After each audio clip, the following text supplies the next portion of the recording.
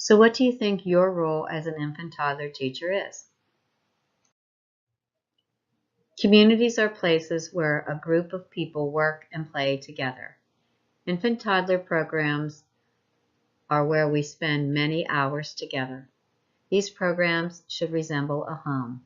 This type of environment will reduce stress for staff and help to develop the physical environment that connects and nurtures people. Teachers can create an environment that is cozy and resembles a home. The environment needs to feel safe and secure. So, as teachers, how do we encourage reciprocal interactions? We promote communication skills in an infant by the teachers talking to the children, making sounds, and maybe the babies could make them back, explaining what you're doing. Oh, come on, it's time to eat. Let's see what you have. I see that mommy brought you some peas or some avocado.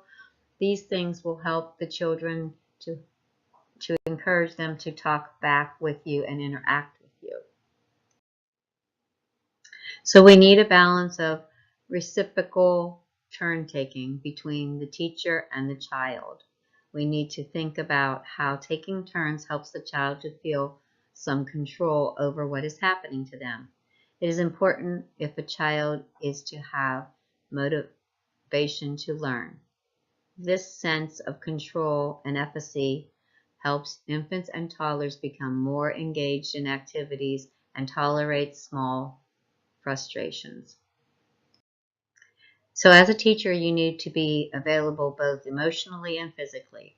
The teacher needs to always be approachable, accessible, and available to the child. Infants and toddlers develop a sense of security when an adult is available to them. Infants learn to focus and pay attention. If rejected, an infant or a toddler may become clingy because they are not feeling safe and secure. A teacher needs to spend time on the floor with each child, spend one-on-one time with each child, and encourage eye-and-eye contact. It is so nice to go into my baby room. There's always a teacher on the floor playing with the children. One of my favorite times is when Miss Kathy, one of my teachers, I call her my baby guru, I'll go in the classroom and she won't see me and I'll go in really quietly and she'll be sitting in there having full-blown conversations with the children, almost expecting them to answer her back. But there's always one of my teachers on the floor. They are always interacting with children. They are amazing people. So as a teacher, you need to maintain a pleasant tone of voice. Responsive teachers consistently maintain a pleasant and positive emotional tone throughout the day. Babies pick up on caregivers' stress. They may cry or show signs of distress. So once in a while, if we have a different teacher in there because we have somebody taking off, there's just a different feeling of the day, and sometimes those children pick up on that and they start crying, and there's a lot more crying and stress that day, which of course, because the children are crying, then the teachers get a little stressed too. We usually come and give them a little bit more of a break. Teachers need to provide a calm, comfortable, and joyous environment. Our baby room is an amazing place. Wish I could show you pictures, but I can't. But when you come for observations, you can see there are wind chimes hanging from the ceiling. There are so many different cultural things in that room that actually Kathy tries to make sure that there is something cultural for every child in the classroom so that they have something that they can identify with. Teachers need to encourage children to approach life with a sense of joy.